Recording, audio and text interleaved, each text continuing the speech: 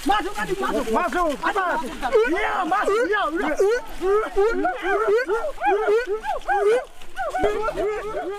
Kayu besi rawa sepanjang 17 meter ini disiapkan untuk membuat salib. Melihat panjangnya, timbul pertanyaan, siapakah yang akan disalib?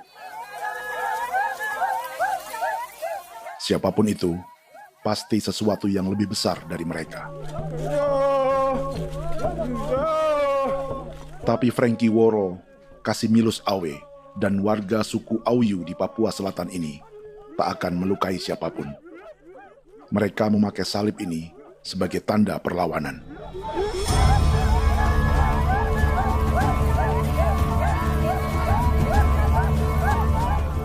Yang mereka lawan memang lebih besar, yaitu pemerintah Republik Indonesia. Pemerintah sedang mengincar 2,5 juta hektar hutan orang Papua untuk proyek tanaman industri pangan dan energi.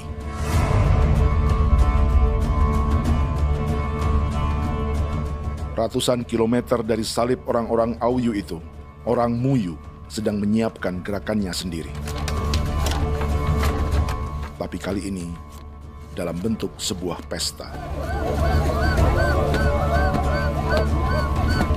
Pesta yang disiapkan oleh marga Kimco Jinibju selama 10 tahun.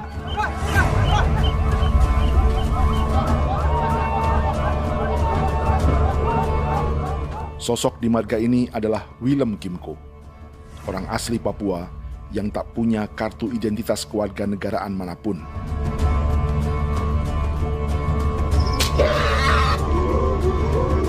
Pesta adat ini sudah cukup langka, tak hanya di Papua, bahkan di kawasan Pasifik dan peradaban Melanesia. Awalnya bayarnya kalau bukan. Intinya hati kau dekere bipnuka, dan jitana ya kati kau beri barang dipo. Kau memang ambil kau kuning. Ada gagasan dan gerakan sosial di balik pesta orang-orang Muyu ini, sama dengan gerakan salib merah yang dimulai orang-orang Auyu. Salib ini akan menjadi yang terbesar dari 1.800 salib merah yang telah ditancapkan berbagai suku di Papua Selatan dalam 10 tahun terakhir. Ribuan salib merah yang dipadukan dengan palang adat adalah tanda larangan yang menyatukan unsur-unsur adat dan agama. Kami percaya bahwa kalau memang kami sudah tidak mampu untuk menyelesaikan persoalan ini, dalam hal ini perusahaan tidak bisa masuk, berarti kami minta bantuan kepada nenek moyang dan Tuhan. Atribut perang orang Auyu ini diukir atau dilukis, digambar di batang salib ini dengan tujuan bahwa kami larang dengan sangat keras. Jadi apabila siapapun, baik dari antara kita sendiri yang melanggar batas ataupun pihak lain yang mengganggu keselamatan hak tanah adat kami, maka kami siap untuk melakukan ancaman perang. Salib-salib ini tidak ditancapkan di halaman-halaman gereja, melainkan di tanah dan hutan adat, di dusun-dusun sagu, dan di tempat-tempat yang disakralkan. Sebab 1.800 palang adat dan salib ini memang bukan semata tentang agama, tapi untuk mencegah negara dan perusahaan memasuki tanah dan hutan adat mereka. Papua bukan negara kosong.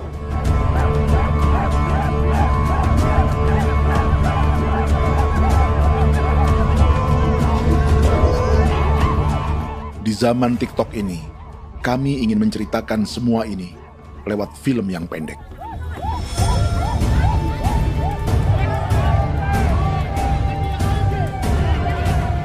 Tapi kami jelas gagal.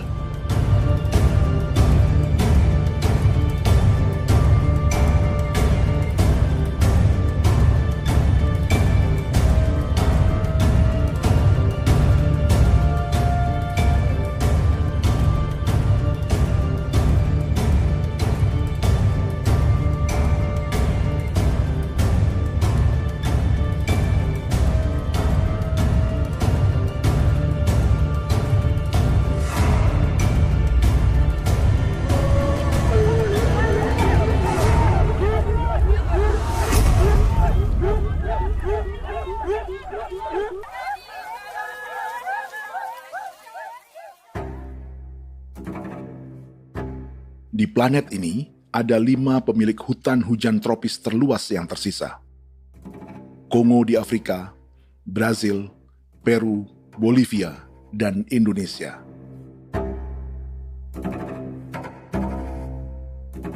Di Indonesia, satu-satunya pulau yang hutannya masih terjaga adalah Papua, pulau terbesar kedua di dunia setelah Greenland. Lewat sejarah kolonialisme yang panjang, pulau ini kini dikuasai 2 negara. Bagian barat oleh Indonesia yang juga dikenal sebagai West Papua, dan bagian timur menjadi Papua Nugini. Dan tepat di perbatasan ini, di bagian Indonesia, sedang terjadi proyek pemusnahan hutan terbesar di dunia.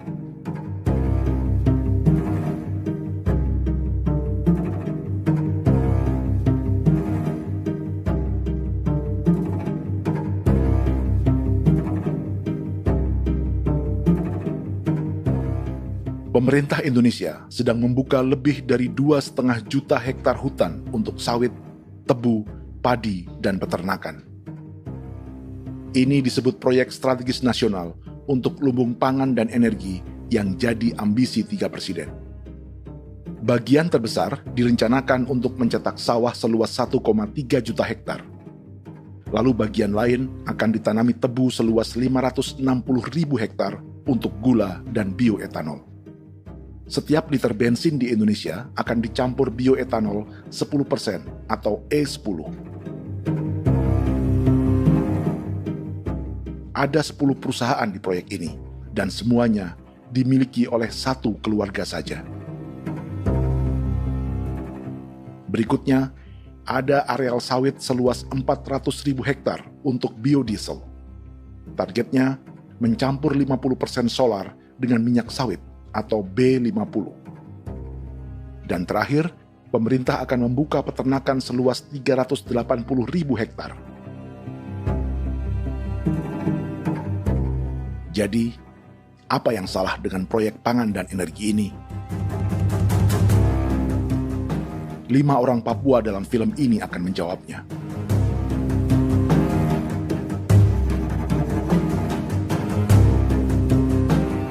Yang pertama adalah Yasinta Moiwen dari suku Marin.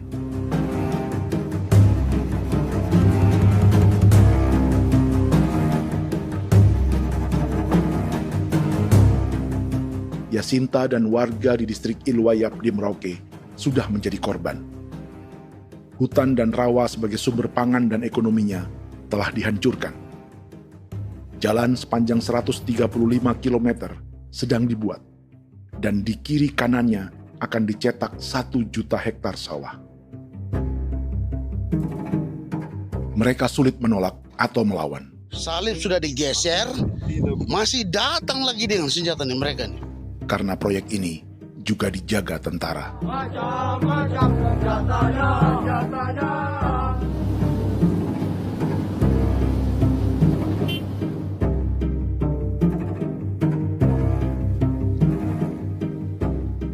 Yang kedua adalah Natalis Buer di distrik Tanah Miring, Merauke.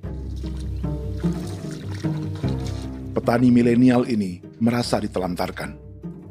Sebab setelah hutannya diubah menjadi sawah, sebagian sawah-sawah ini tak tergarap. Orang asli Papua seperti Natalis tak punya modal untuk benih, pupuk, perawatan, hingga ongkos panen.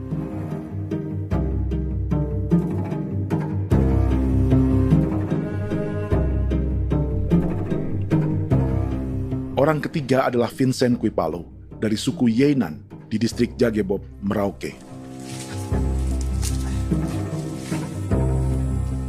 Vincent dan suku Ye sedang menjadi korban. Hutan adat orang-orang Ye sedang dihancurkan untuk perkebunan tebu dan bioetanol. Tanah mereka juga diincar untuk markas-markas militer, pasukan yang akan menjaga proyek pangan dan energi ini.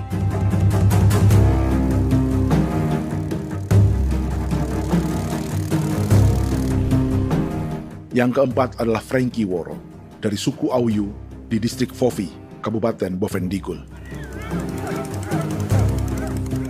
Hutan dan tanah mereka terancam perluasan perkebunan sawit untuk campuran biodiesel atau B50. Orang-orang dari suku Auyu ini adalah calon korban. Merekalah salah satu pelopor gerakan Palang Adat dan Salib Merah. Meski kadang berseberangan dengan gereja yang mereka anggap lebih mendukung pemerintah dan perusahaan. Mereka bahkan sedang merencanakan gerakan yang lebih besar, dengan salib yang lebih besar.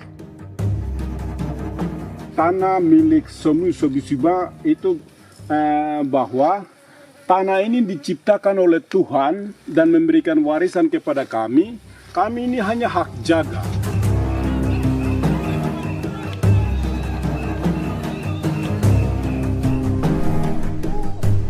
Sosok kelima adalah Willem Kimco dari suku Muyu di Bovendigul. Tokoh adat dari Muyu ini hidup di garis belakang proyek negara, sehingga belum menjadi korban. Tapi mereka sedang bersiap menghadapi segala kemungkinan. Tinggal di belantara dan perbatasan membuat sebagian mereka tak punya status kewarganegaraan. Tapi mereka telah hidup jauh sebelum ada Indonesia atau Papua Nugini.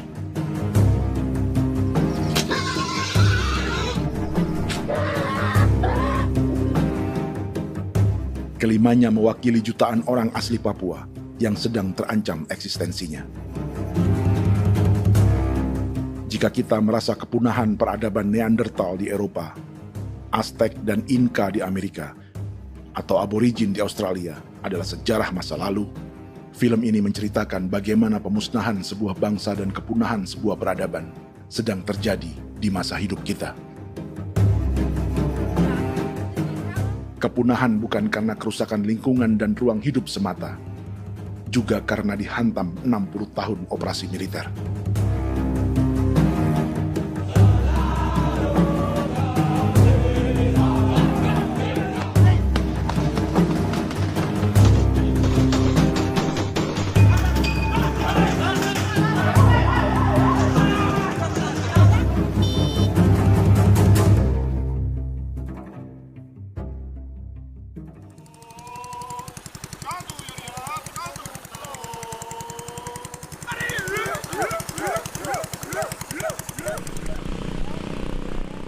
Frankie Woro dan orang-orang Auyu sedang berburu. Tapi lokasi perburuan mereka mulai dikuasai perusahaan perkebunan sawit.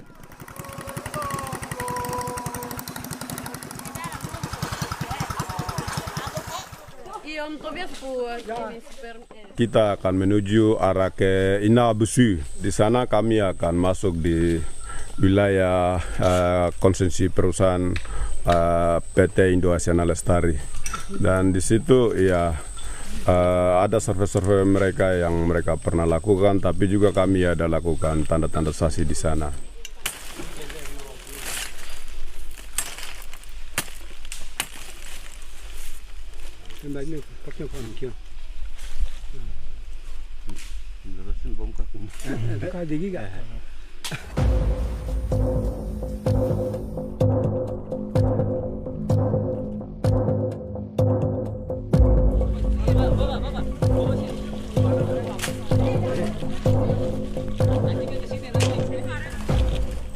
Dapat dengan yang induknya, tapi karena induknya dia lari dan terlambat kerja, akhirnya yang bisa kita dapat dia punya anak ini saja. Ini kalau pakai bahan kayak hasil.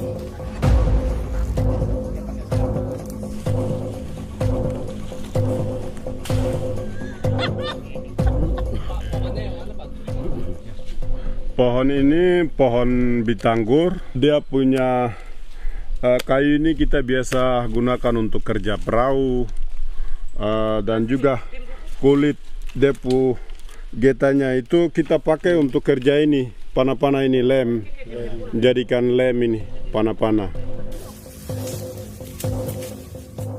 Hutan ini adalah supermarket bagi suku Auyu. Juga lumbung pangan atau bank untuk menyimpan deposito kekayaan alam. Hutan juga tempat yang penuh dengan sejarah suku, situs budaya, dan tempat-tempat sakral. Inilah yang sedang mereka pertahankan dari incaran pemerintah dan perusahaan. Untuk semua alasan ini, mereka menancapkan ribuan salib merah.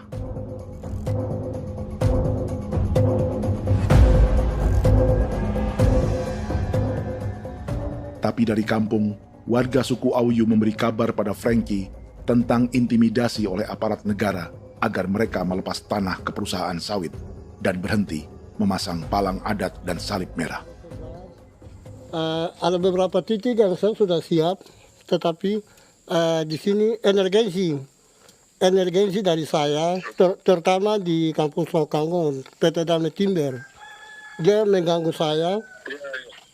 saya dengan menggunakan kekerasan maupun pihak hukum. Dan kemarin saya ada pernyataan penolakan secara resmi, tapi masih tetap dengan menggunakan pihak hukum untuk masuk, untuk harus dituntut saya untuk harus diterima perusahaan itu. Kita di situ ada 15 marga, tetapi 15 marga juga tidak setuju. Marga-marga siapa yang terima dan marga-marga mana saja yang menolak. Nanti kita lihat dari pertimbangan itu, dan di situ dan kita undang mereka untuk bicara dengan kami. Sebagai sosok yang aktif dalam gerakan, warga Auyu terus memberi informasi lapangan kepada Frankie yang tak selalu berada di kampungnya.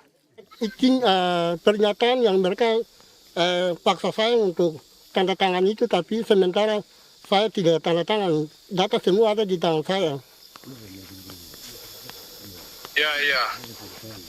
Baik, kalau gitu itu lebih bagus karena tanda tangan itu yang berbahaya. Iya.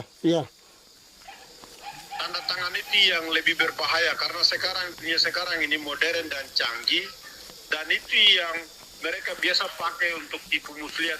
Mereka biasa pakai itu di tanda tangan itu. Betul. Dari Bambisa juga di Sofia dia masuk untuk memaksakan kami marga untuk harus menerima perusahaan itu. Tapi kemarin kami sudah menolak. Babinsa nama bosku. Babinsa di sini nama bosku. Itu yang sekarang strategi militer yang sekarang mereka pakai. Jadi yang penting masyarakat itu yang benar-benar mau menolak siap dukung ketua marga siapa yang nanti tampil. Ini adalah peta konsesi sawit untuk biodiesel dalam proyek strategis nasional. Dan di distrik Fofi inilah, orang-orang Auyu hidup dari sungai dan hutan. Tapi Frankie di Bovendigul masih lebih beruntung. Setidaknya dibandingkan Yasinta Moyen di Merauke yang sudah kehilangan hutan dan rawanya.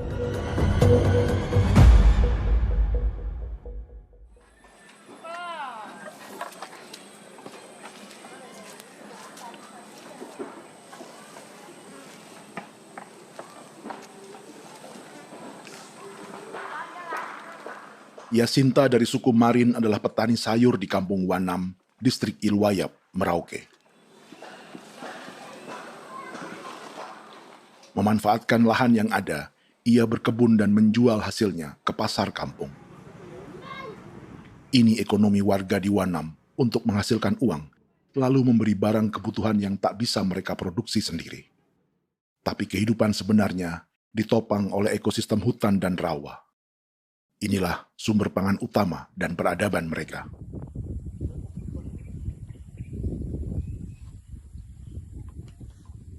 Namun ketenangan ini diusik ketika tiba-tiba pada Mei 2024, di Pelabuhan Wanam datang ratusan alat berat untuk proyek pangan dan energi pemerintah.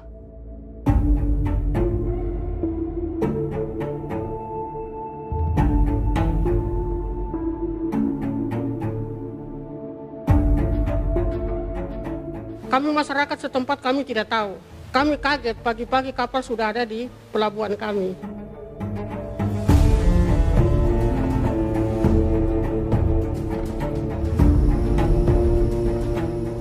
Yasinta Moywen atau Enrika Gebze dan warga lainnya tak pernah diajak bicara atau dimintai pendapat. Seakan-akan Papua adalah tanah kosong. Kita suka kaget yang dong bawa turun alat berat dong bawa turun, kita kaget masyarakat. Dorang subongkar itu kayu-kayu.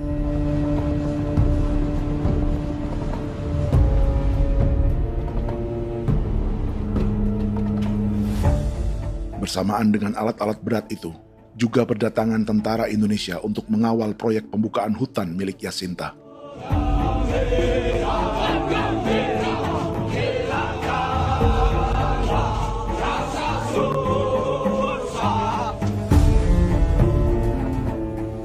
Ribu alat berat didatangkan dari Cina ke Papua oleh perusahaan bernama John Lin Group sebagai kontraktor pemerintah. Ini disebut sebagai pesanan eskavator terbesar di dunia dengan nilai 4 triliun rupiah. Misinya membuka hutan dan rawa milik orang Marin, salah satunya untuk membangun jalan sepanjang 135 km. Sementara di kiri kanannya akan dicetak sawah yang ditargetkan seluas 1,3 juta hektar. Jalan berupa garis lurus ini bukan rute tradisional ekonomi masyarakat.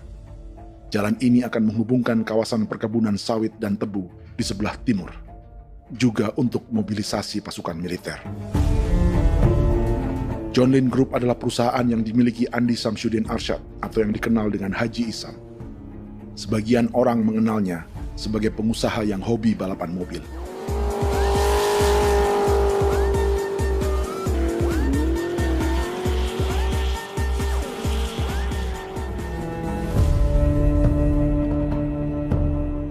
Tapi di Kalimantan, ia berbisnis batu bara, perkebunan sawit, pengolahan karet, penerbangan, perkapalan, dan biodiesel.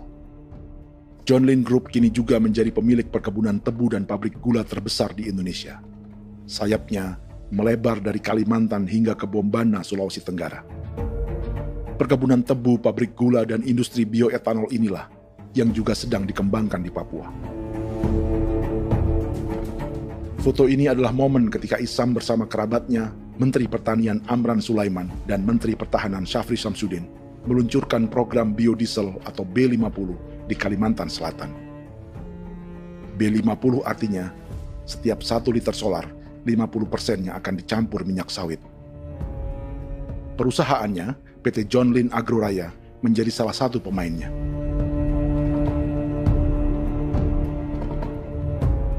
Sepanjang tahun 2025, saham PT John Lin Agroraya pernah naik hingga 700%.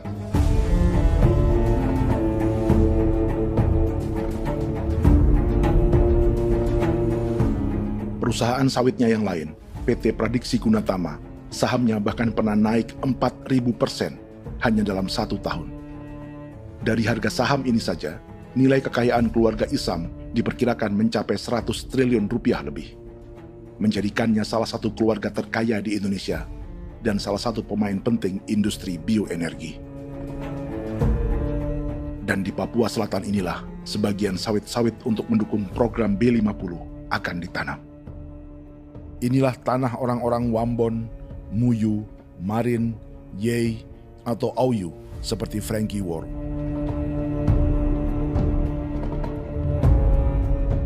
Haji Isam pernah menjadi tim kampanye nasional Presiden Joko Widodo dalam pemilu 2019 saat melawan Prabowo. Bintang Mahaputra Utama diberikan kepada Saudara Andi Syamsuddin Arsyad. Beliau berjasa luar biasa dalam mendorong pertumbuhan ekonomi daerah maupun nasional. Setelah menjadi presiden, Prabowo memberi gelar kehormatan Bintang Mahaputra Utama pada Isam.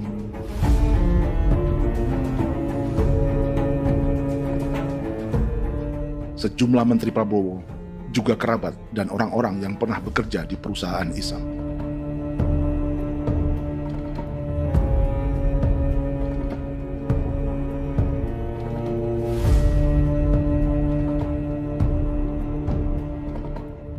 Lawan sebesar inilah yang sedang dihadapi Jacinta di kampung Wanam, Merauke. Atau petani perempuan lain seperti Enrika Gebse. Jadi alam kita ini sudah rusak. Jadi kita itu biasa jalan dari sini tuh harus pasang jerat di situ, harus cari makan di situ lagi. Itu tempat-tempat itu pasang-pasang jerat, tempat babi, rusa, sekarang sudah tidak ada lagi.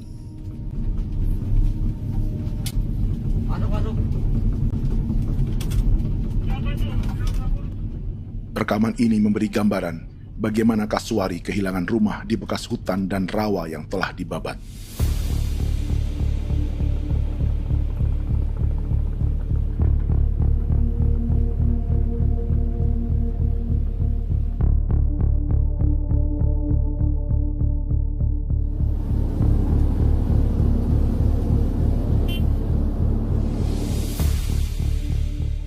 Keterlibatan tentara dalam proyek pangan dan energi di Papua memakai dalih bahwa ancaman terhadap negara kini tak hanya perang secara militer,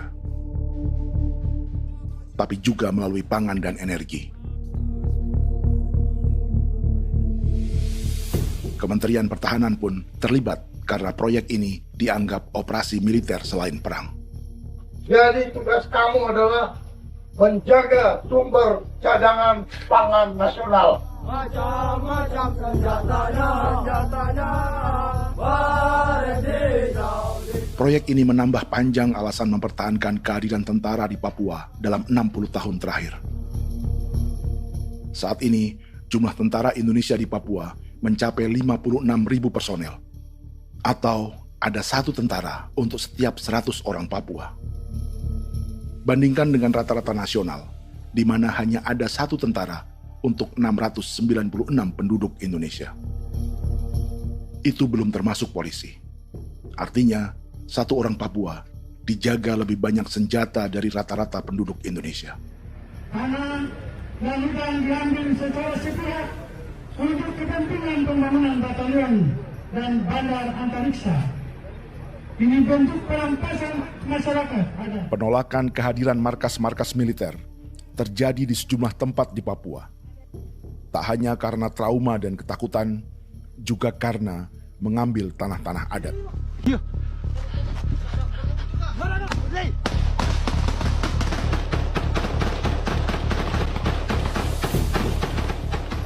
Salah satu alasan mengapa militer terus ditambah di Papua, karena masih ada perlawanan dari Organisasi Papua Merdeka atau OPM selama 50 tahun terakhir. Ayo. Tapi kekuatan militer OPM diperkirakan hanya 1.430 personel dan 360 pucuk senjata. Selebihnya, mereka menggunakan senjata tradisional.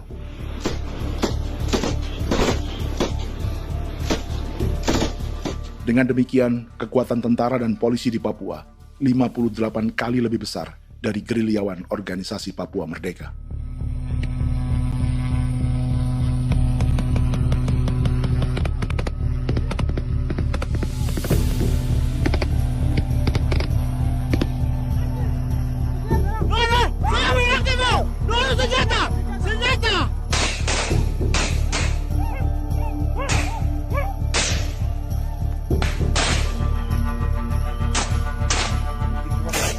Sebagian tentara berada di garis depan pertempuran, tapi sebagian besar lainnya terlibat operasi non-tempur menjaga proyek pemerintah dan investor swasta.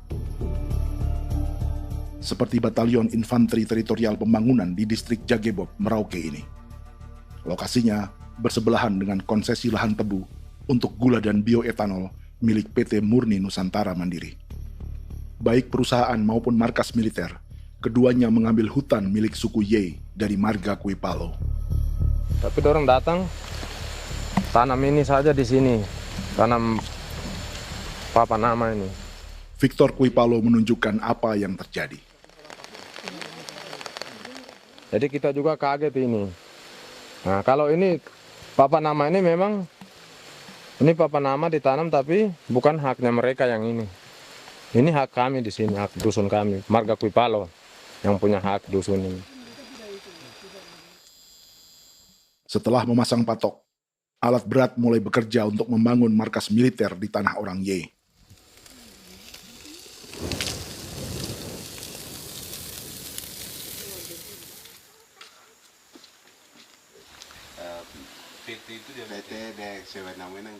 Kehadiran markas militer mengkhawatirkan warga yang pernah mengalami trauma.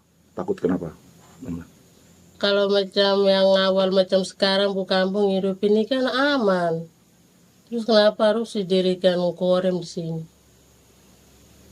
Bukankah dengan adanya Korem semakin aman ada tentara di sini? Kalau untuk kampung kayaknya tidak bisa aman kalau ada tentara, paling masyarakat dipukul itu ini. Kalau kampung hidup begini malah saya sejahtera dan saya punya masyarakat. Apa pernah ada pengalaman buruk sebelumnya dengan tentara di daerah sini? Ada yang cerita waktu pos-pos di sini tuh di 13, 12 itu zaman katanya Patimura. Memang kasihan. Malah kita punya orang ini yang dianiaya betul, dipukul. Disuruh kerja bakti tidak mau atau lama mencari, namanya kita pangkur sagu itu butuh waktu 1 minggu. Kalau lama begitu ya paling diseret apa pukul itu. Operasi militer Indonesia di Papua dimulai tahun 1962 lewat Operasi Trikora. Tapi perlawanan bersenjata pertama di Papua baru dilakukan tahun 1965 di Manokwari. Nanti tanggal 1 Mei jam 12.30 pemerintahan di Irian Barat mutlak akan jatuh di tangan.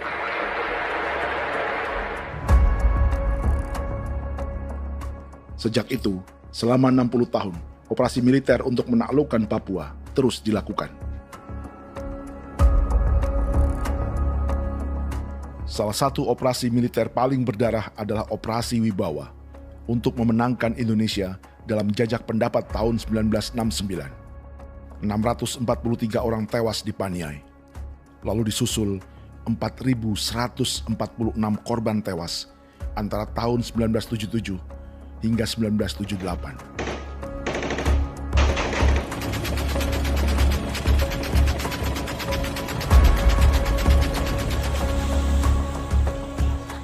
Operasi militer ini menimbulkan gelombang pengungsian hingga kini.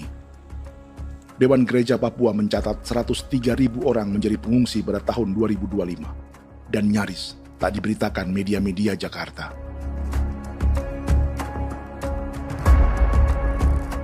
Jumlah pengungsi terbesar tercatat di Nduga yang mencapai 20.000 jiwa.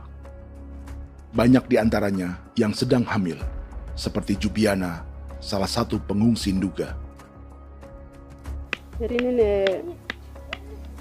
takarik mesti kaki be muguruk berselari di namen wane kosel. Bigari me. Egirik mene an nimbo mesle bok selar nene. Wam dak yak lek prak de oi kore bangal no so dak lo yo nandam yanet ndang no yat de nanen di ko nerwa membri wal marwa. Egirik mene erwa tri bel no semana.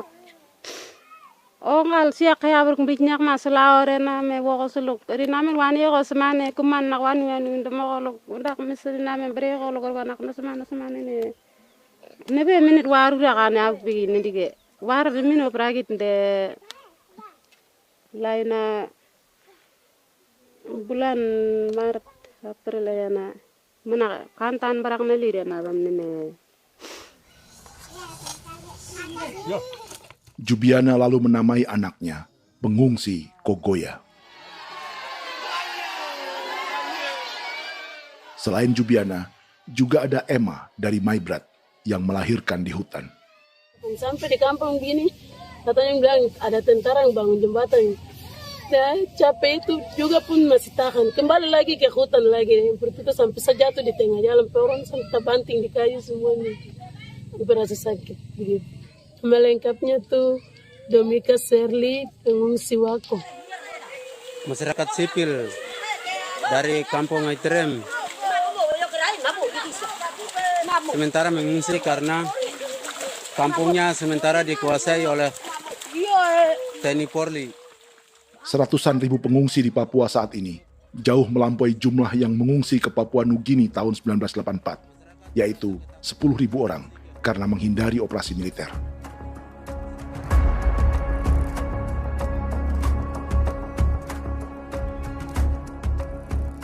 Bersamaan dengan operasi militer, eksploitasi sumber daya alam Papua juga dilakukan sejak masuknya tambang emas dan tembaga Freeport pada tahun 1967.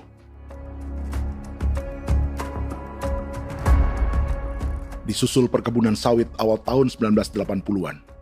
Lalu ada perburuan buaya untuk diambil kulitnya. Sebelumnya, ada eksploitasi gas alam di Teluk Bintuni, pencarian besar-besaran kayu gaharu, atau pembukaan hutan tanaman industri. Ini belum termasuk perburuan dan perdagangan ikan arwana di selatan Papua, penebangan kayu merbau dari hutan-hutan Jayapura, emas di Blok Wabu Intan Jaya, bahkan nikel di pulau-pulau kecil Raja Ampat. Dan kini, dalam skala yang belum pernah terjadi dalam sejarah, Papua dipaksa mencetak sawah, tebu untuk bioetanol, dan sawit untuk biodiesel.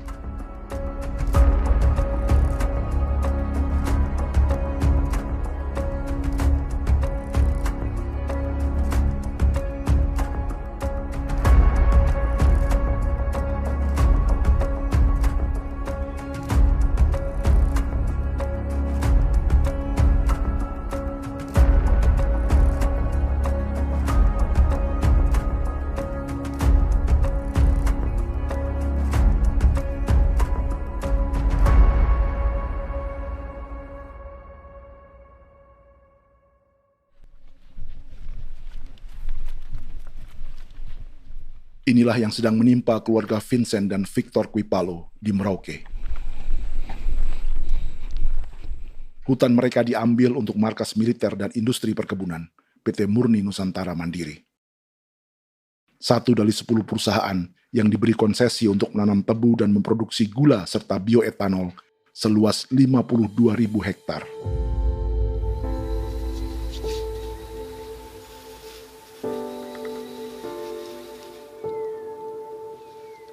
Perusahaan ini dianggap mengambil hutan dan tanah orang-orang Ye, terutama marga Kuipalo, yang memiliki hak adat terhadap 2.300 hektar hutan.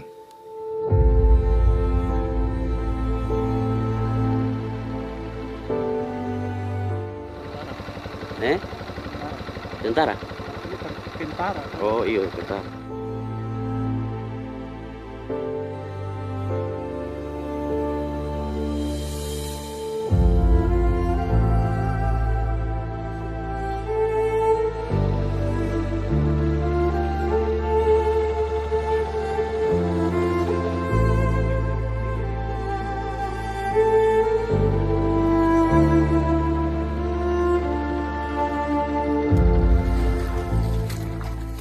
Keluarga Kuipalo sedang melihat apakah perusahaan semakin mengancam tanah mereka.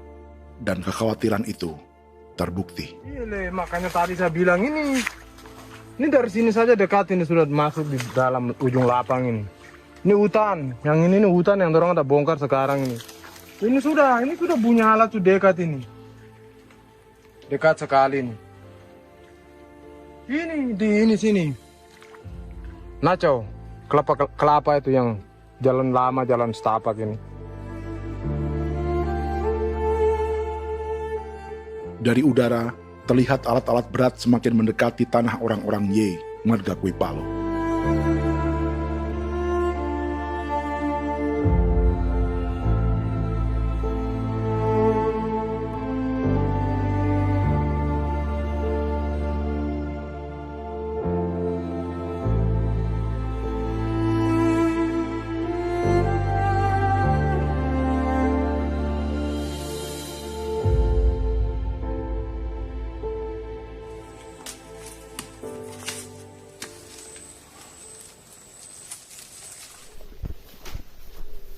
Keesokan harinya, Victor dan kerabatnya memberi tanda cat merah di pohon-pohon yang berada di batas tanah mereka.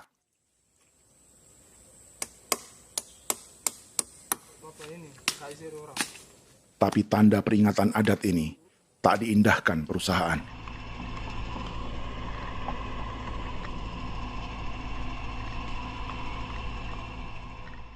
Dua bulan kemudian, perusahaan tetap memasuki tanah marga Kuipalo. Sama. Kami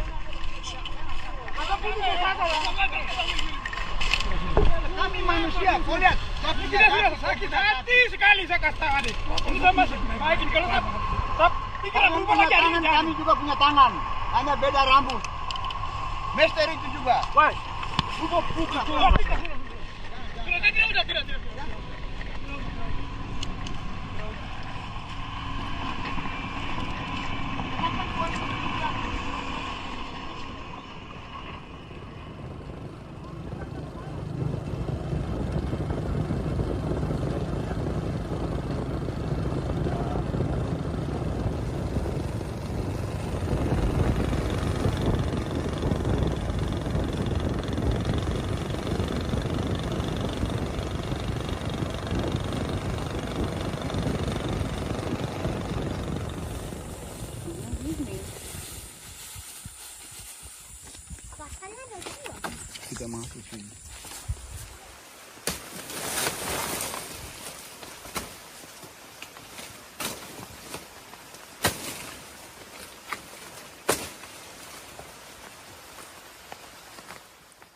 Jadi ya untuk itu seperti saya katakan tadi, apakah lebih baik kita tidak usah ada kah atau bagaimana, kita pisahkan, pisahkan dari negara ini kah? Jangankan tuh, saya kemarin bicara sama Daniel, datang sama saya dengan persoalan Kodam ini. Saya bilang, Pak Daniel, kalau lebih baik saya ngungsi ke Papua Nugini. Dia bilang, aduh Bapak jangan begitu. Ya memang, kalau tidak bisa menghargai kami, lebih baik pilihan yang itu yang saya memilih. Lebih baik saya pindah dari sini. Saya mengungsi ke Papua Nugini, di negara tetangga. Masih di laut. Apa?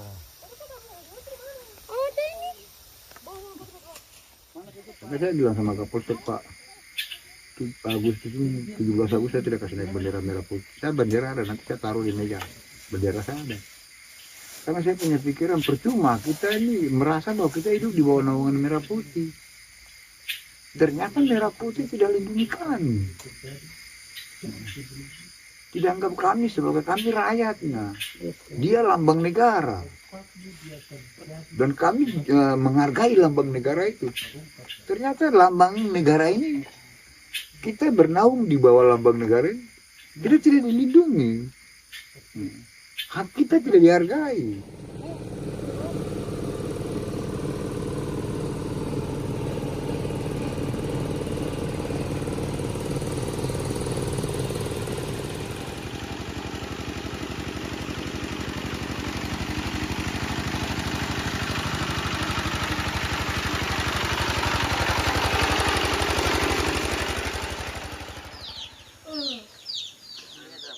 Marga Kuipalo dari suku Ye terus mendapat teror dan intimidasi agar melepas tanah mereka yang hanya dihargai Rp300.000 per hektar. Tapi mereka tidak berjualan tanah. Makanya mama itu tidak suka untuk lepas tanah. Untuk apa? Baru di dalam hutan itu ada obat-obat tradisi. Itu sudah Kalau macam ada sayur juga, kita ambil sayur yang dia tumbuh sendiri. Jadi kita ini mau kemana, kalau itu sudah digusur, ya habis. Kita ini jadi penonton. Jangan sampai kita ini duduk minta di jalan. Jadi kita tidak mau seperti itu. Makanya tanah itu kita tidak melepas. Tapi mungkin orang lain tuh dia senang saja. Lebih baik saya pegang uang merah dulu. Saya bisa beli-beli itu ini. Nanti datang uang sudah habis, gembel, mau cari kemana lagi, hutan sudah habis, mau makan ikan di mana, kali sudah hancur. Seperti Yasinta di Wanam, suara dan gerakan kaum perempuan Papua sangat nyaring dan tak bisa diabaikan.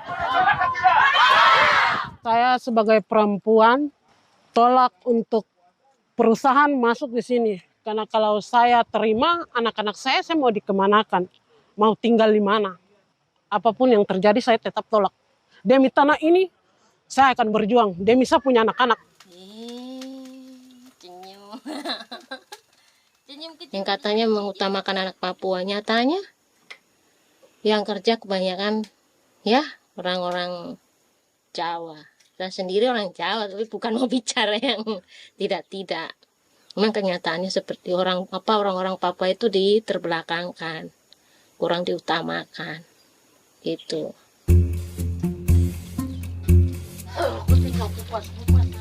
Proyek food estate seperti mencetak sawah, bukannya tak diikuti warga Papua.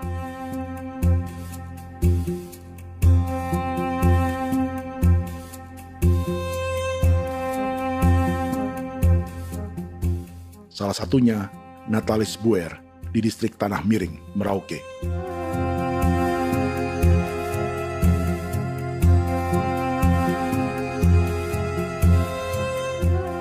Setelah menghabisi hutan, pemerintah Indonesia mencetak sawah untuk tanaman padi karena beras mulai menjadi makanan pokok menggantikan sagu. Sebagian besar penggarapnya adalah warga transmigran yang datang sejak era 1980-an. Bahkan petani transmigran sudah ada sejak Belanda membuka proyek padi kumbe di distrik Kurik. Lokasi yang sering jadi langganan pejabat Indonesia memamerkan sawah di Papua. Tapi Natalis juga ingin belajar menanam padi atau bersawah. Namun ia kesulitan karena dibutuhkan modal untuk benih, pupuk, hingga pemeliharaan dan panen. Lalu sawah-sawah ini pun mulai dikuasai pendatang.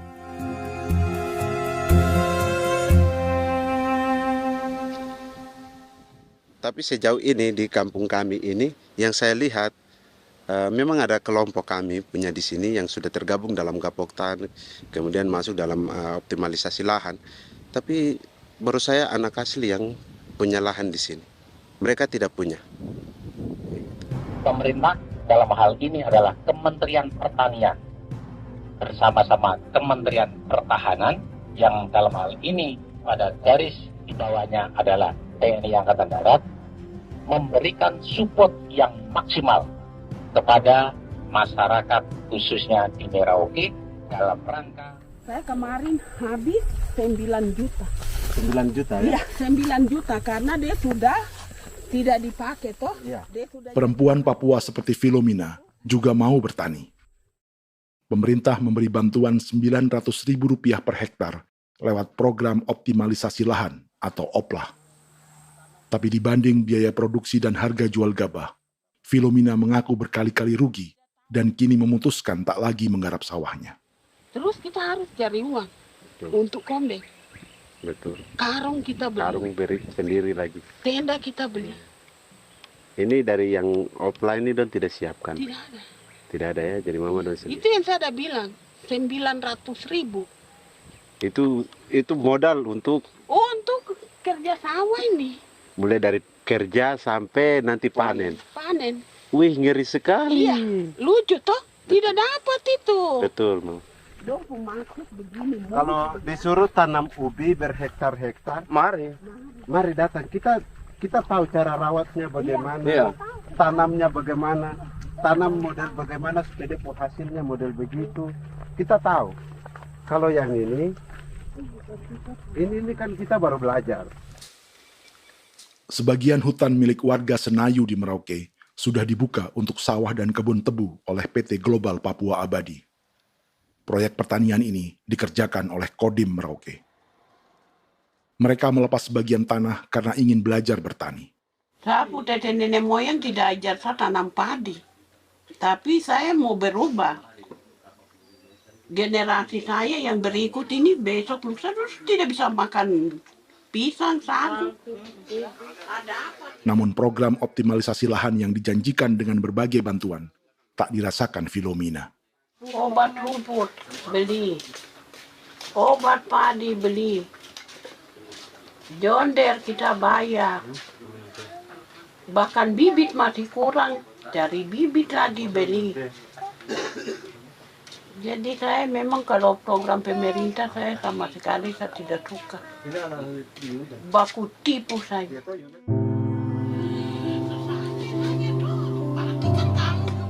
Mereka merasa ditinggalkan sendiri, jatuh bangun belajar bertani padi.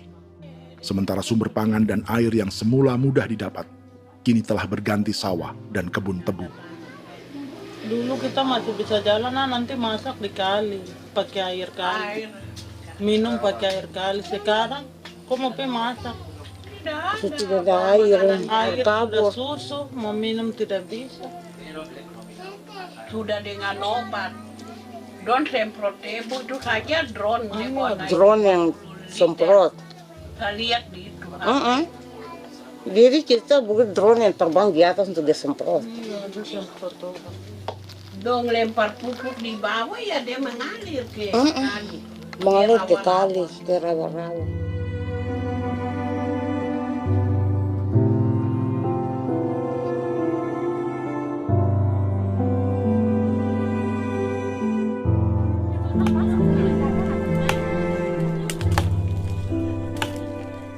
Seperti pertanian sawah bagi orang Bali atau Toraja, bagi orang Auyu dan suku-suku lainnya di Papua Selatan, sagu juga bukan semata tentang pangan.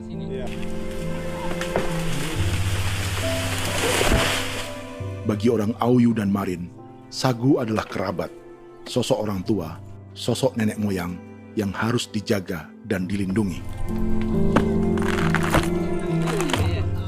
Lagi bikin apa mama ini mama?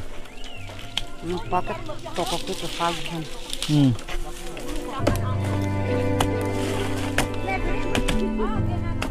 Kami diingatkan oleh leluhur, sagu itu tidak boleh digusur dan tidak boleh diganggu dengan cara apapun, dan di dalam rangka kepentingan apapun tidak boleh. Kamu harus bela, bahkan sampai nyawa pun harus menjadi taruhan demi membela keselamatan penggerakkan sagu di atas tanah ini.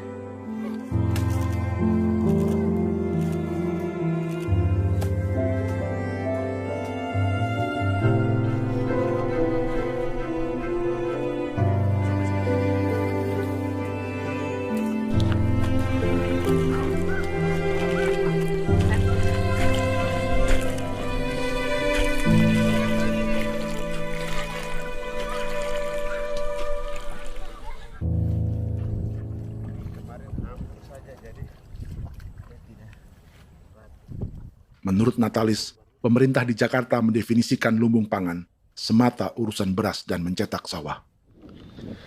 Sebenarnya orang Papua itu bukan tidak bisa bertani. Kami tanam ubi itu bagian dari pertanian. Nah, pertanian yang dimaksud oleh pemerintah itu harusnya selalu, itu kalau bisa pemerintah harus spesifikkan. Pertanian apa yang dimaksud? Pertanian tanam padi atau pertanian tanam ubi, petasan dan lain-lain. Ini yang harus dispesifikkan dulu. Begitu, sehingga tidak menjustifikasi kami orang asli Marin bahwa kami tidak bisa bertani. Bukan. Kami buka kebun besar-besar di sana, bahkan bermeter-meter, ratus-ratus meter pakai sekop, bukan pakai ekskavator, tapi ini pakai skop. Itu pertanian, begitu. Bagi Natalis, alih-alih memaksimalkan sawah-sawah yang sudah ada untuk petani Papua, pemerintah selalu membuka hutan baru, seperti dikerjakan perusahaan John Lynn Group dan melibatkan tentara. Padahal, sejarah keterlibatan militer dalam proyek food estate atau cetak sawah adalah sejarah kegagalan yang bertubi-tubi 4 presiden selama 30 tahun terakhir.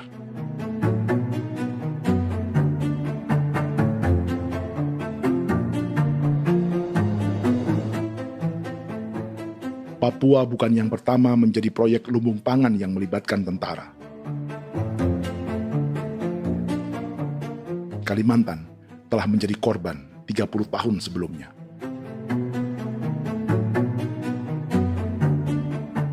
Ini adalah bekas hutan yang sudah dibuka di Pulang Pisau, Kalimantan Tengah. Tahun 1996, di era Presiden Jenderal Soeharto, ia menghabisi 1 juta hutan di lahan gambut untuk mencetak sawah demi memenuhi ambisi swasembada beras, bukan swasembada pangan. Hutan tropis Kalimantan dihabisi dalam skala yang belum pernah terjadi dalam sejarah. Di bawah rezim militeristik, tak ada yang berani melawan keinginan Soeharto, termasuk orang Dayak seperti Kuneng. Nggak bisa dihalangi itu. Nggak boleh dihalangi. Ya kalau ada kata-kata aja menghalangi, sudah kita diseret ke kepolisian dulu. Atau bisa langsung di PKI-kan. Iya, di PKI-kan gitulah. Jadi kita tuh nggak berani apa-apa dulu tuh. Ya. Apa maunya aja. Misal bilangnya A. Setahun setelah pengundulan hutan skala besar itu, tahun 1997, untuk pertama kalinya Kalimantan mengalami kebakaran lahan dan kabut asap terbesar dalam sejarah.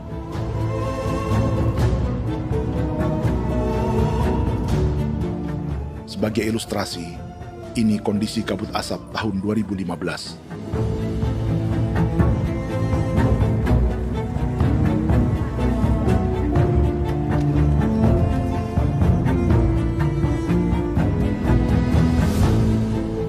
Proyek 1 juta hektar sawah Jenderal Soeharto itu gagal. Bendungan dan saluran irigasi mangkrak hingga kini. Mei 1998, rezim Soeharto tumbang, 2 tahun setelah ia menumbangkan jutaan hektar pohon di Kalimantan.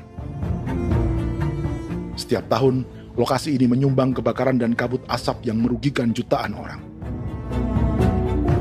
Sawah yang berhasil di Kalimantan justru bukan sawah yang dibangun Jenderal Soeharto, melainkan yang dirintis para transmigran sejak era 1980-an. Sawah-sawah inilah yang ikut digarap oleh militer di era Presiden Joko Widodo. Dan hasil dari proyek food estate Presiden Jokowi itu sama sekali jong nih, nggak ada harapan lagi sudah seperti ini. Tapi Jokowi terus memperluas area food estate hingga 16.000 hektar. Presiden Jokowi juga menyerahkan urusan lumbung pangan ini kepada Prabowo yang saat itu menjadi Menteri Pertahanan. Salah satunya di Kabupaten Gunung Mas, Kalimantan Tengah, untuk membuka perkebunan singkong seluas 31.000 hektar. Food Estate Singkong Jenderal Prabowo ini dimulai dengan membuka 600 hektar hutan di Tawai Baru. Proyek singkong untuk bioetanol ini pun dijaga tentara. Dan seperti Jenderal Soeharto, proyek Jenderal Prabowo ini pun gagal.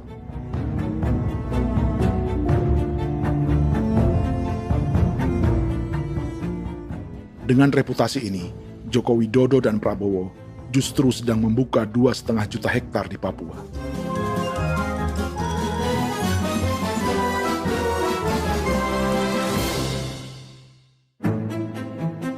Setelah Jenderal Soeharto, Presiden Jenderal Susilo Bambang Yudhoyono juga mencoba membuka food estate di Papua sejak tahun 2010. Namanya Merauke Integrated Food and Energy Estate atau MIFE. Proyek ini juga gagal.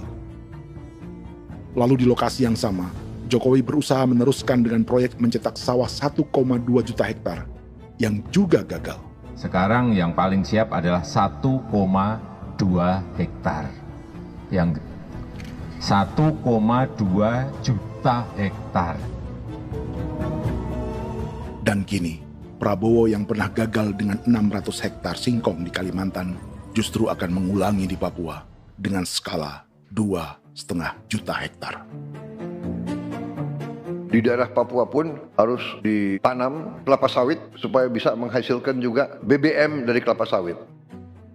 Dalam setiap proyek pangan dan energi di Papua, yang lebih menonjol bukan tanaman pangannya, melainkan untuk energi atau bahan bakarnya. Sawit untuk biodiesel dan tebu untuk industri bioetanol. Ada 10 perusahaan yang diberi konsesi hingga 0,5 juta hektar untuk tebu. Dan 10 perusahaan itu dimiliki oleh 1 keluarga saja.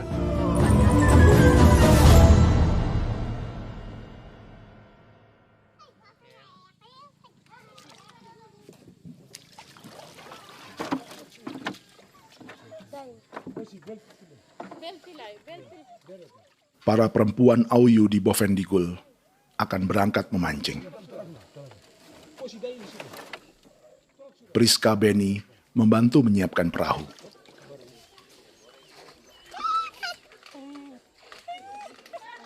Mereka akan mengumpulkan bahan pangan di hutan untuk persiapan acara penancapan salib merah berikutnya.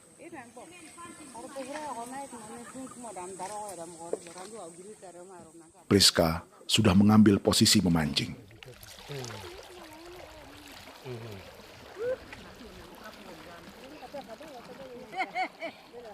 1.800 salib merah telah dipasang di wilayah adat berbagai suku di Papua Selatan untuk menghalau perusahaan sawit dan tebu.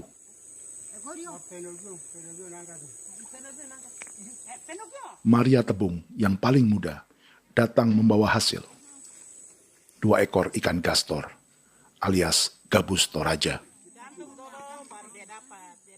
Sebagai generasi Z, pendidikannya sampai sekolah dasar.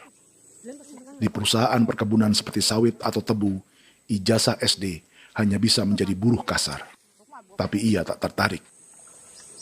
Karena kita hidup itu dari alam, kita pancing, juga di darat, bawa anjing, terus bikin pagar sagu, dapat babi, bawa baru kita makan.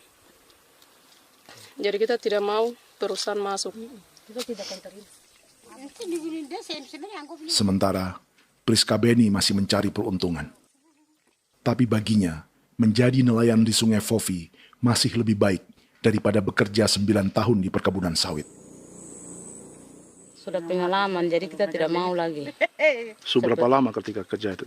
Selama di sana. 9 tahun di sana. 9 tahun? Saya baru pulang dari perusahaan. Selama 9 tahun kerja di sawit, bisa punya rumah kah? Atau Tidak. motor kah? Tidak. Johnson kah? Tidak. Cuma makan saja. Pendapatan juga kan tidak lebih. Habis dimakan.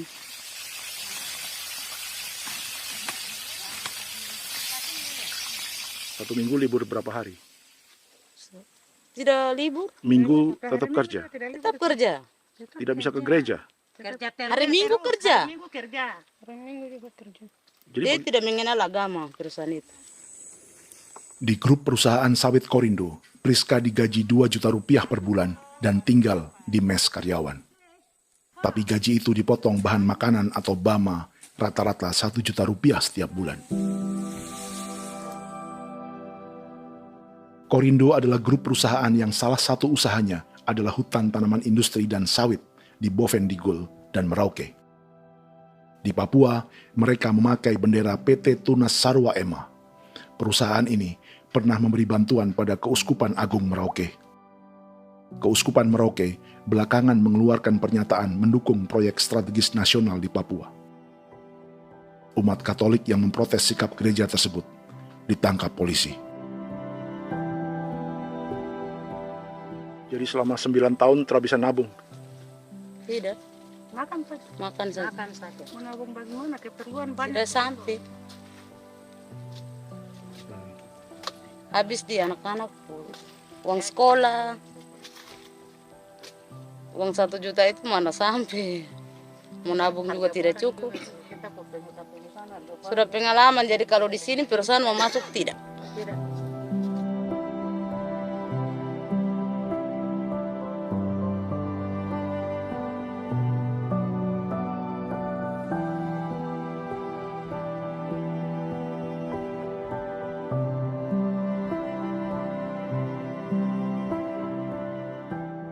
Dan menu makan siang seperti ini agaknya sulit bagi buruh sawit atau tebu yang digaji 2 juta rupiah per bulan. Generasi Z seperti Maria Tebung atau generasi milenial seperti Priska Beni punya matematika ekonominya sendiri.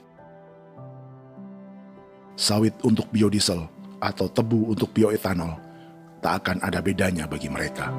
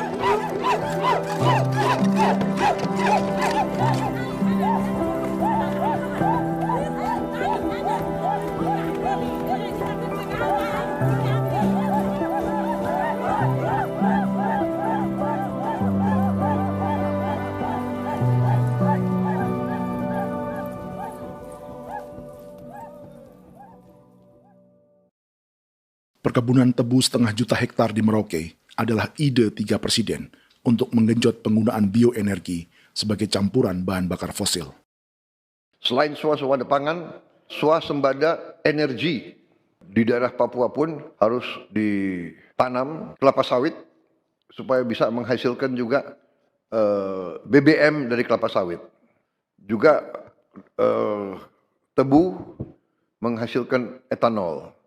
Singkong, kasava juga untuk menghasilkan etanol. Bioetanol adalah bahan bakar nabati atau tumbuhan yang dapat dicampur dengan bensin. Sama dengan program biodiesel yang mencampur solar dengan minyak sawit.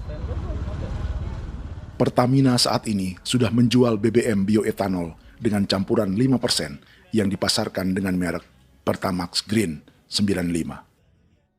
Tapi pemerintah ingin menaikkan kadarnya menjadi 10% atau E10. Maka ke depan kita akan mendorong untuk ada E10 Kemarin malam sudah kami rapat dengan Bapak Presiden. Bapak Presiden sudah menyetujui untuk direncanakan mandatori 10% etanol. Idenya untuk mengurangi ketergantungan pada bahan bakar fosil yang diimpor dan menimbulkan polusi.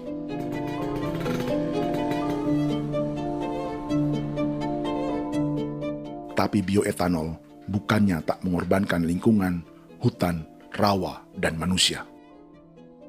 Karena program E10 membutuhkan 7,3 miliar liter bioetanol, maka lahan yang dibuka untuk menanam tebu bisa mencapai 1,3 juta hektar. Sementara saat ini, luas perkebunan tebu di Indonesia hanya 500 sampai 600 ribu hektar. Artinya, butuh lahan baru hingga 800 ribu hektar untuk menanam tebu. Dan 500 ribu hektar diantaranya sedang dibuka di Papua. Hutan yang tadinya untuk menumbuhkan pangan berubah jadi tanaman untuk bahan bakar di jalanan. Kecepatan pulihnya hutan beradu dengan jumlah dan kecepatan kendaraan di jalanan.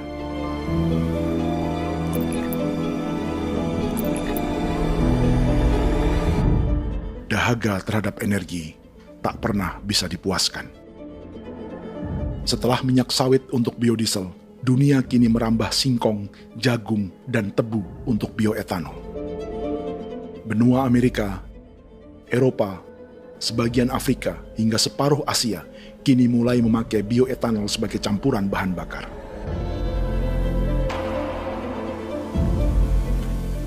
Selain perebutan lahan, masa depan dunia juga dibayangi semakin mahalnya harga pangan karena persaingan antara perut manusia dengan tangki kendaraan. Ini adalah lokasi perkebunan tebu dan bioetanol PT Murni Nusantara Mandiri yang mengancam tanah Vincent Quipalo dan orang-orang Ye di Merauke. Beberapa kilometer di selatan adalah PT Global Papua Abadi yang mengancam tanah orang-orang Muyu dan Marin. Dua perusahaan ini adalah bagian dari 10 perusahaan yang mendapat konsesi lahan untuk tebu dan bioetanol di Merauke. Batas konsesi mereka bahkan sama dengan batas negara Indonesia dengan Papua Nugini. Salah satu ciri bahwa peta konsesi ini dibuat di Jakarta dari atas meja.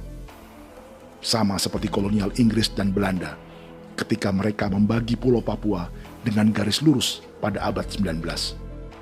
Seakan Papua adalah tanah kosong. Bedanya, meski peta konsesi ini mengatur batas 10 perusahaan, tapi perusahaan-perusahaan ini sebenarnya dimiliki oleh satu keluarga saja. Ini nama 9 dari 10 perusahaan tebu dan bioetanol di Merauke, Papua. 99% saham mereka dimiliki sebuah perusahaan bernama PT Merauke Nusantara Manis. Sementara 1% sisanya dimiliki PT Merauke Gula Mandiri. Tapi saham kedua perusahaan ini dimiliki PT Merauke Sugar Group. Dan perusahaan ini, 90% sahamnya dimiliki pengusaha bernama Angelia Bonaventure Sudirman, serta perusahaan bernama Zico Trust dan Resource Harvest. Lalu 10% lainnya dikuasai PT Papua Energi Abadi, yang pemiliknya adalah Dudi Christian dan Angel Madeline. Sekarang, mari kita lihat siapa mereka. Angelia Sudirman adalah keponakan dari salah satu konglomerat sawit Indonesia, Martias Fangiono. 9 perusahaan di Papua ini berada di bawah bendera Merauke Sugar Group. Dan Merauke Sugar Group hanya satu dari 7 grup perusahaan milik keluarga Fangiono.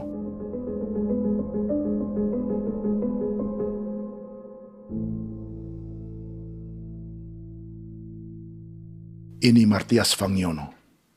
Seperti Haji Isam, Martias selama ini dikenal sebagai pengusaha sawit yang kini merambah bisnis tebu dan bioetanol. Ini momen saat penanaman perdana tebu di Merauke bersama Presiden Joko Widodo Juli 2024. Di sini juga ada anak Martias Fangiono, yaitu Wirastuti Fangiono. Wirastuti adalah salah satu yang menonjol dari keluarga Fangiono. Tahun 2025, Forbes mencatatnya sebagai konglomerat termuda dengan kekayaan 23 triliun rupiah yang mengendalikan 2 grup usaha, FAP Agri dan Surya Dumai Industri. Keduanya adalah perusahaan sawit dan biodiesel. anak dan bapak ini adalah investor utama bagi Jokowi dan Prabowo untuk proyek tebu dan bioetanol di Papua. Sementara yang ini adalah mertua Sitorus, pemilik raksasa agribisnis dunia, Wilmar International, yang juga memegang konsesi sawit di Papua lewat berbagai perusahaan. Tapi mertua kini memakai bendera baru, yaitu KPN Corporation atau Karunia Prima Nastari. KPN inilah yang memiliki kelindan bisnis dengan keluarga Fangiono untuk proyek tebu Merauke. Apalagi grup Wilmar yang didirikannya juga pemain gula utama di Australia. Tahun 2010, Wilmar membeli 100% saham perusahaan gula terbesar Australia, Sucrogin. Akuisisi senilai 1,5 miliar dolar Amerika ini langsung menjadikan Wilmar pemain tebu terbesar kelima dunia. Sebagian bibit tebu yang ditanam di Merauke adalah varietas yang dikembangkan Lembaga Riset Gula Australia atau Sugar Research Australia. Sugar Research Australia lalu menjalin kontrak pengembangan bibit dengan PT Global Papua Abadi milik Fangiono. Tapi masalahnya, Sugar Research Australia adalah badan publik yang tugasnya memajukan petani tebu dan sebagian dananya berasal dari pajak warga Australia. Itu artinya, warga Australia membiayai pengembangan bibit tebu untuk investor dan pemerintah Indonesia. Dokumen ini menunjukkan bahwa lembaga yang dibiayai warga Australia itu pernah memiliki kontrak penyediaan bibit dengan PT Global Papua Abadi milik keluarga Fangiono. Kontrak itu baru berakhir pada November 2024. Artinya, saat Presiden Jokowi dan keluarga Fangiono menanam bibit tebu pada Juli 2024 ini, kontrak itu masih berlaku. Nama lain dalam keluarga ini adalah Siliandra Fangiono, yang pada tahun 2024 dijuluki Raja Sawit Termuda dengan kekayaan 39 triliun rupiah dalam catatan Forbes. Ia mengendalikan grup First Resources. Secara umum, keluarga Fangiono memiliki 20 perusahaan di Sumatera, 32 perusahaan di Kalimantan, 1 di Jakarta, 2 di Singapura, dan 25 perusahaan di Papua. Di Papua, perusahaannya tersebar dari Sorong, Mapi, hingga Merauke. Para politikus dan pejabat Indonesia terus membesarkan konglomerasi, meski Martias Fangiono pernah divonis 1,5 tahun penjara karena kasus pembalakan liar dan kebun sawit ilegal tahun 2007. Sementara tahun 2022, Wilmar terlibat kasus korupsi ekspor minyak sawit dan divonis mengembalikan kerugian negara 11,8 triliun rupiah. Tumpukan uang ini disebut sebagai pembayaran dari grup Wilmar yang diterima secara simbolis oleh Presiden Prabowo pada Juni 2025 lalu. Tapi peran raksasa biodiesel dan bioetanol dunia ini belum akan surut di Indonesia. Bahkan sebaliknya. Sebuah dokumen presentasi bisnis dari Wilmar International Limited pada tahun 2010 ini bisa menjadi petunjuk. Presentasi ini bagian dari proses pembelian 100% saham raksasa tebu Australia, Sucrogin. Dalam presentasi ini, Wilmar mengaku ditawari konsesi lahan 200.000 hektar di Papua, atau dulu disebut Irian Jaya, untuk menanam tebu. Dengan penerbangan hanya 2,5 jam dari kantor Sucrogin di kota Townsville ke Merauke, Wilmar akan mengawinkan bisnis gula dan bioetanolnya menjadi pemain dunia. Dan lokasi yang diincar oleh Wilmar adalah distrik Ilwayap di Merauke, kampung halaman Yasinta Moiwen. Dan persis disinilah, 14 tahun kemudian, ribuan eskavator John Lynn Group milik Haji Isam mulai membuka hutan sebagai kontraktor pemerintah. Presentasi dan gagasan ini dibuat oleh Wilmar pada Juli tahun 2010. Sebulan kemudian, Agustus 2010, pemerintah Presiden Susilo Bambang Yudhoyono meluncurkan proyek Lumbung Pangan dan Energi Merauke atau Merauke Integrated Food and Energy Estate. Targetnya membuka lahan 1 juta hektar dalam 5 klaster, yang masing-masing 200.000 hektar. Angka yang sama dengan presentasi Wilmar. 5 tahun kemudian, 2015, giliran Presiden Joko Widodo yang mau melanjutkan proyek pangan dan energi 1,2 juta hektar. Menjelang pensiun sebagai presiden, Jokowi kembali menggencarkan proyek ini dan melibatkan Prabowo sebagai Menteri Pertahanan. Jokowi lalu mendukung Prabowo sebagai presiden berpasangan dengan anaknya, Gibran Rakabuming Raka sebagai wakil presiden. Kini, setelah menjadi presiden, giliran Prabowo yang melanjutkan proyek bioetanol dan biodiesel dengan memobilisasi militer dan melibatkan pejabat-pejabat yang juga para elit partai koalisinya.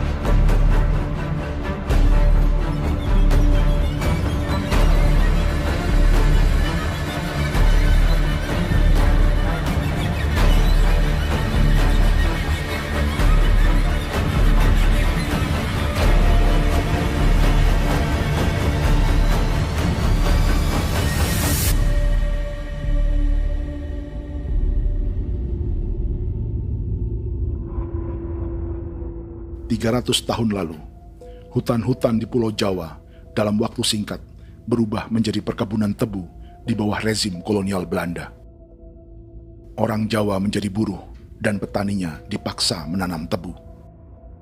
Dari kolonialisme dan politik tanam paksa itu, Belanda memperkaya negara dan para investornya. Tak puas membuka hutan untuk perkebunan di Jawa dan Sumatera, kolonial Belanda menanam tebu hingga di Suriname dan mengerahkan ribuan orang Jawa sebagai buruh pada tahun 1890. Inggris yang sudah menguasai negara seluas India dan Papua Nugini pun masih menanam tebu jauh di tengah Samudra Pasifik, di tanah orang-orang Fiji. Lalu memindahkan puluhan ribu orang India menjadi buruh di sana. 200 tahun sebelumnya, ratusan ribu orang Afrika bahkan diperbudak untuk bekerja di perkebunan-perkebunan tebu Spanyol dari selatan Eropa hingga Karibia, Kuba, atau Jamaika. Jika dulu tebu menjadi gula atau emas putih, kini cerita kolonialisme tebu berlanjut di Papua untuk bahan bakar nabati atau bioetanol. Dan seperti semua cerita tentang kolonialisme, akan ada yang berpesta dan ada yang membayar. Dalam setiap cerita pesta kolonialisme, baik di Jawa, Karibia, atau di Papua, selalu melibatkan para elit lokal, dari pejabat, perwira, hingga agamawan. Tapi dalam setiap kolonialisme, juga selalu ada cerita tentang mereka yang mempertahankan diri dan melawan.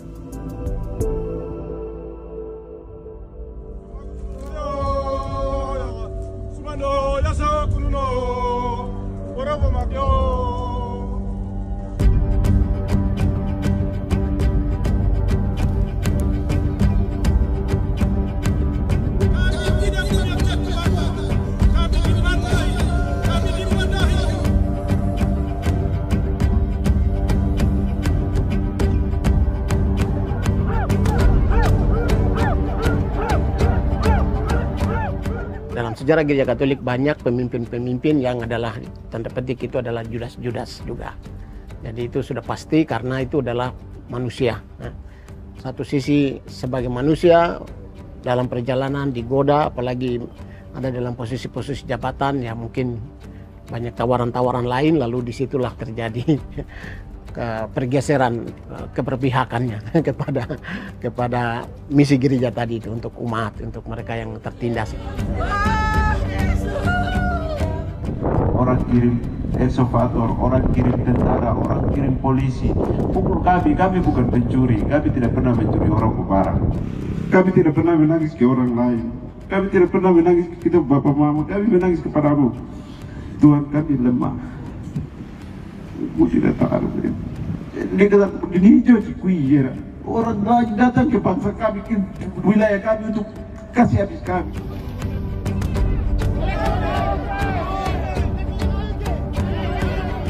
Kimam Dehi, Yaha Kimam Dehi, Bono Yaha Digul Dehi, Bono Yaha Digul Dehi. Kita buat sasi seperti begini untuk menolak perusahaan apapun yang masuk di tanah kami. Kalau kita kasih, kita bikin rusak sekarang, kita punya generasi berikutnya mau dapat kemana. Jadi kita nyatakan sikap di sore hari ini, kami tolak. Apa yang dilakukan pemerintah untuk PSN adalah kejahatan. Pemerintah bagian dari kejahatan, aktor perusak dan pembunuh terhadap negara, terhadap alam, hutan, terhadap manusia. Jadi negara jadi aktor pembunuh. Jadi Pilatusnya siapa? Negara, pemerintah Jakarta ini. Tanah Wiu bukan kosong. Masyarakat adat kami siapa? Perusahaan tolak. Biar asal.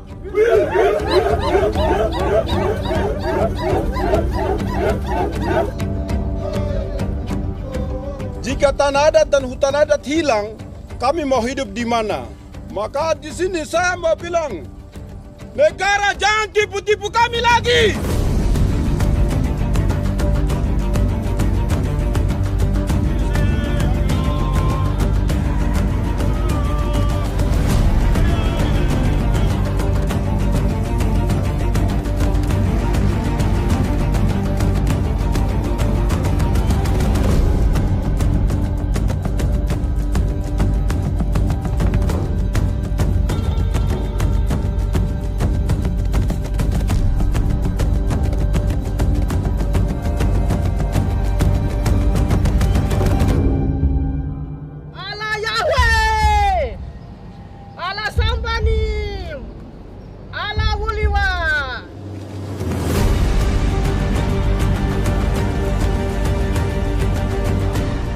Kalau kami dianggap orang Papua itu bagian daripada Republik ini, tolong hargai kami.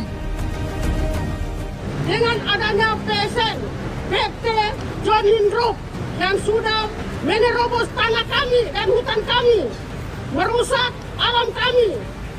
Itu yang kami datang ke Jakarta jauh-jauh dari Papua. Kami mau bersuara kepada Bapak Presiden Prabowo Subianto, di mana keadilan untuk masyarakat Papua. Tolong lihat masyarakat Papua yang sudah mati. Kami bersepakat menyatakan, 1. Gereja-gereja di Indonesia mendukung masyarakat adat yang menolak proyek strategis nasional di tanah Papua. 2. Gereja-gereja di Indonesia menolak militerisme dan otoritarianisme di Indonesia.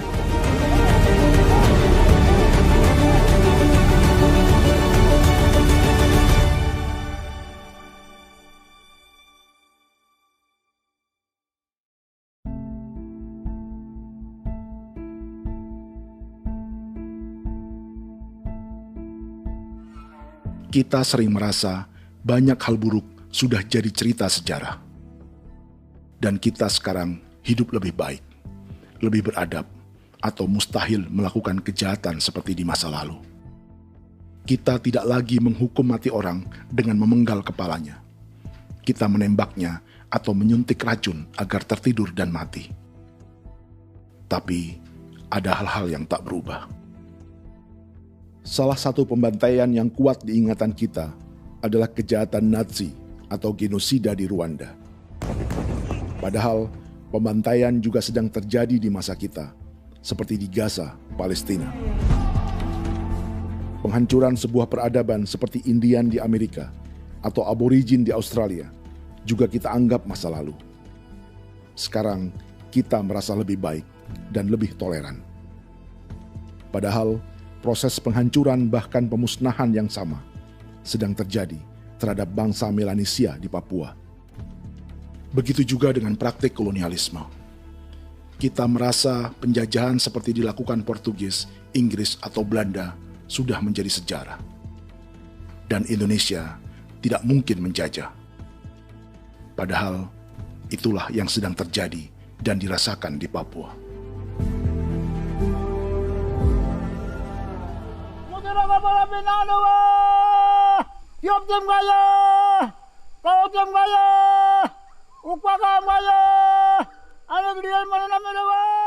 Jalannya sejarah ini disadari Willem Kimco di pedalaman Bovendigol, Papua. Hidup terpencil dan tak tersentuh urusan negara bukan berarti selalu aman.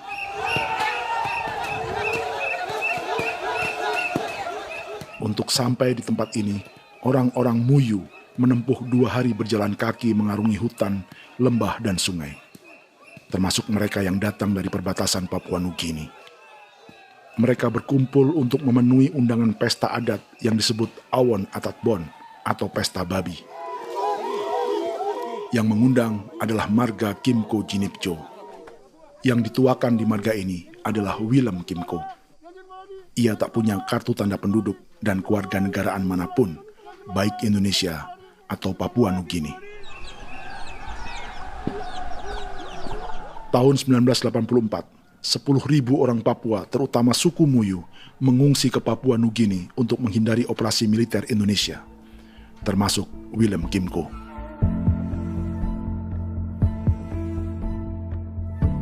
Apa yang membuat pesta adat ini istimewa? Apa bedanya dengan acara serupa yang dihadiri pejabat, tokoh agama, LSM, atau yang direkam oleh kru televisi dan konten kreator? 13, 14, 15, 18. Pertama, untuk membuat pesta babi, orang Muyu perlu persiapan selama 10 tahun. Sebab, babi-babi yang akan jadi bagian dari pesta ini tak boleh dibeli, alias harus dipelihara sendiri. Babi-babi ini bukan bantuan pejabat pemerintah, gereja, atau LSM.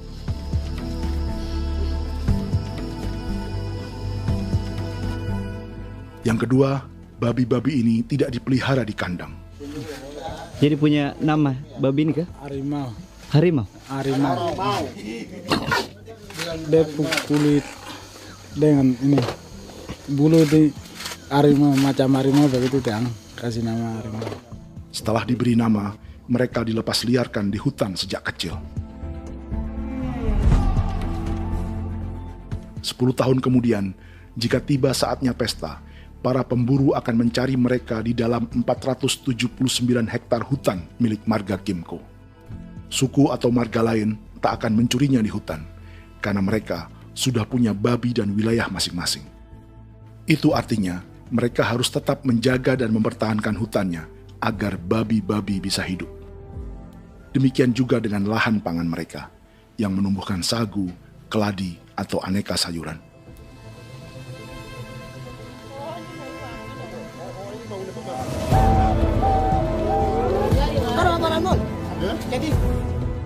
Yang ketiga, dalam Awon Atatbon atau pesta babi, binatang ini tidak dimakan secara gratis. Setiap marga atau klan dalam suku Muyu akan membayar jerih payah tuan rumah menjaga hutan dan memelihara babi.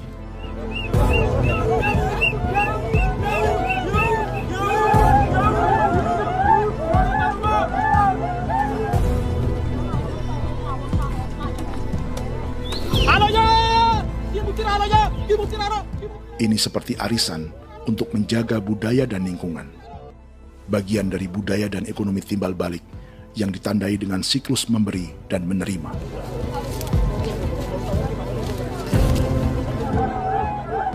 Ini juga cara orang Muyu membangun dan memperluas aliansi. Awon bet begul bet, ulan yau kandoet, asat bet anani, asat bet jenek liganani, oh ado amten anani, menini tene jage, kepo kemo ko di mana, kepo kemo mayat nih, kep tetek no mayangul, kep kanin bet wini ke iftore wen, ne tene ke kadek me, oke, kepo nanti kutok kemo, kepo ke pasar kutok nani, kene man gini wani wanjo, koko kati bolon jalbeng, koko kuning bolon jal. Jika Willem Kimco dan marganya bisa menjaga hutan dan wilayahnya, marga lain ikut diuntungkan sebagai sebuah ekosistem. Demikian juga sebaliknya. Alasan keempat, mengapa pesta babi ini memiliki tempat khusus dalam peradaban orang Muyu, karena Willem Kimco khawatir peradaban mereka akan punah, menyusul ancaman terhadap ekosistem dan hutan. Setiap marga atau klan harus mengkonsolidasi diri dan membangun aliansi.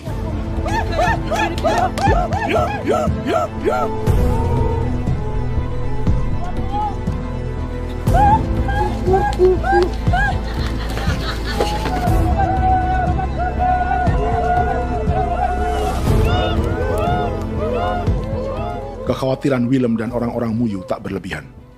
Ruang hidup mereka bersinggungan dengan proyek bioetanol dan biodiesel pemerintah Indonesia. Mereka juga tahu apa yang telah dan sedang menimpa suku lain seperti Auyu di Bovendikul atau Yainan dan Marin Anim di Merauke.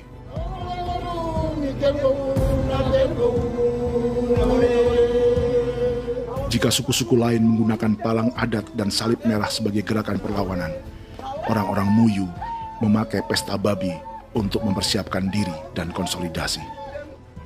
Sebab, berbeda dengan saat mengungsi tahun 1984, kali ini yang datang ke tanah orang-orang Muyu tak hanya tentara, juga alat-alat berat bersama para pebisnis pangan dan energi.